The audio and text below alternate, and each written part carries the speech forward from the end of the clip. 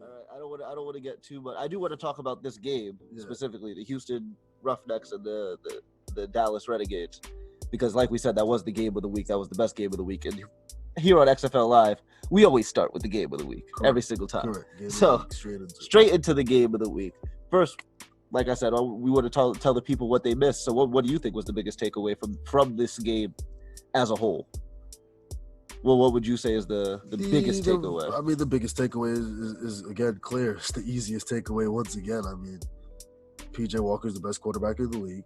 That was definitely one of my takeaways. I felt like if I was going to give away a Player of the Week award this week, would have went to PJ Walker on offense. And definitely. The Roughnecks,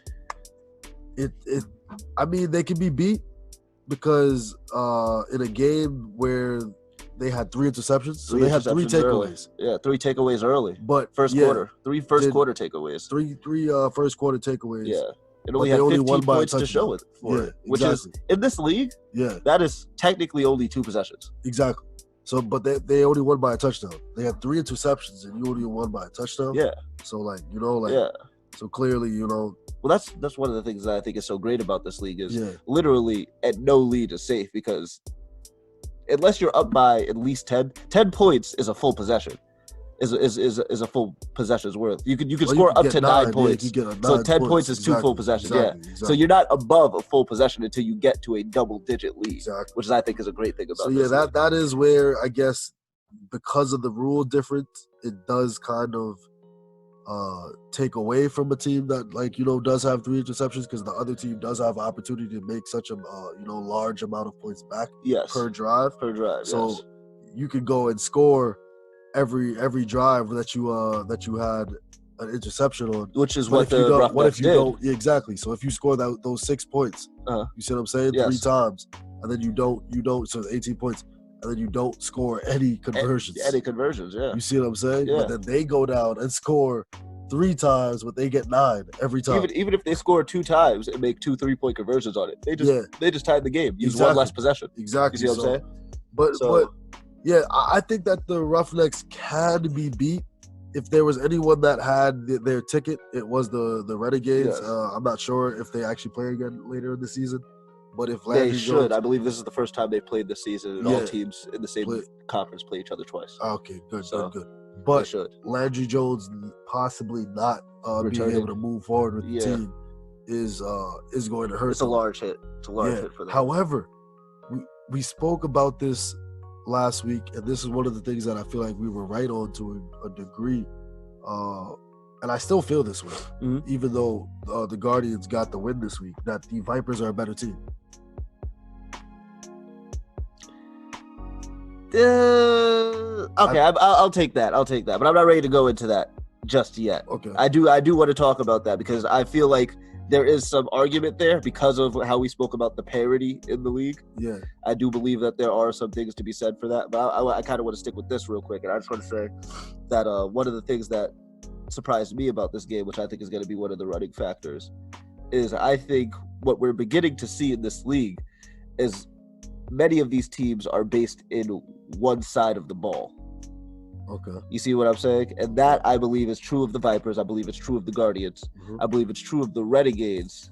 I don't believe it's true of the Roughnecks. I believe Houston has balance on both sides of their balls. I just think their offense is better. I think that the Wildcats, most of their talent is on offense. You know what I mean? But in terms of this, I think that Dallas may have actually shown they may have the best defense in the league. Dallas? I think Dallas would, because think about it. Houston comes out and gets 3 takeaways. Correct. From Landry Jones. Almost his first 3 passes. Bam, bam, bam. 3 takeaways straight up. Dallas comes out and holds PJ Walker, who we've both said is, as of right now, our candidate for MVP in the league. Correct.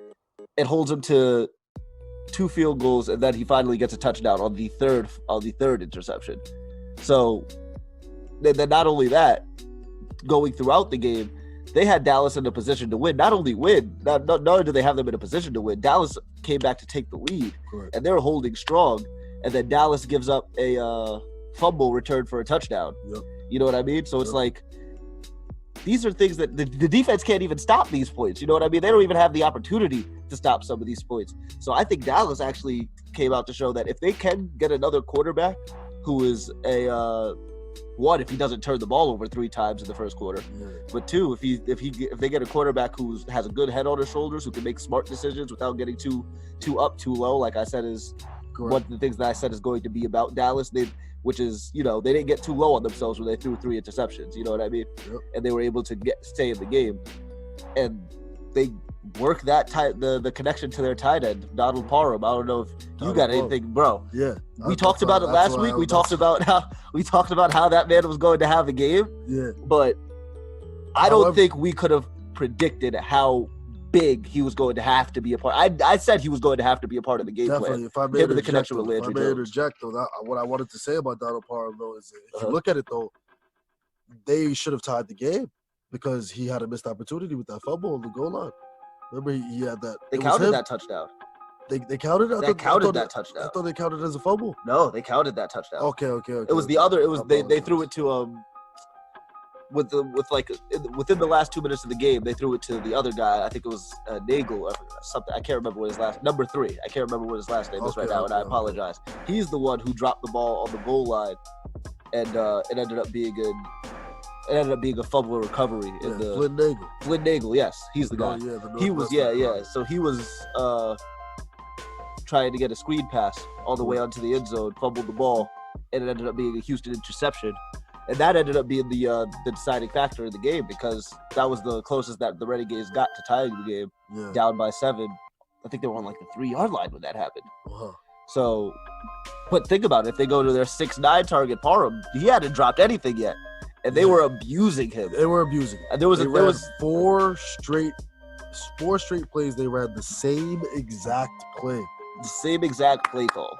Called his number. Play call. No. They called his number on 3 of them. Yes. And on the 4th time, they ran the same play, and then the linebacker actually came up and covered Parham. And then he went to dumped it over his back, over his head to Flynn Nagel. He went to one of his other reads. Yeah. But I think, and I may be incorrect here, but they possibly did it a 5th time. That play? Yeah. They possibly did it a 5th time. Oh, yeah, bro. They were running that play. That's what I'm saying. They were calling his number, even though it was the linebacker comes up and he throws it over the linebacker's head to Flynn Nagel. Yeah. Like you said, they called that play for Parham. So this guy, I mean, he's only 22 years old. Yeah. If he doesn't end up being one of the guys who gets looked at in the NFL because of his performance in the XFL, to me, this is going to be one of the first staple XFL players. He's going to be, I mean, bro, he's an inch taller than Gronk. Yeah. So think about that. Rob Gronkowski, this dude's an inch taller. You know what I mean? Correct. It looks to me like he moves a little bit faster than Gronk once he gets going. I mean, they clocked him at 22 miles per hour. Yeah? Yeah. On that run where he runs probably a good 4, that run 6. he took to the end zone, I think he had like a 60-yard touchdown 2 weeks ago. They ran the sports side on it, clocked him. I think. So he could definitely be one of the players that I see being one of the premier players in the league. He's definitely a star for the league. He 10 targets this week, 6 receptions, 56 yards, 9.3 average with a long of 18 yards. Is a good game. Only receiver to have a touchdown.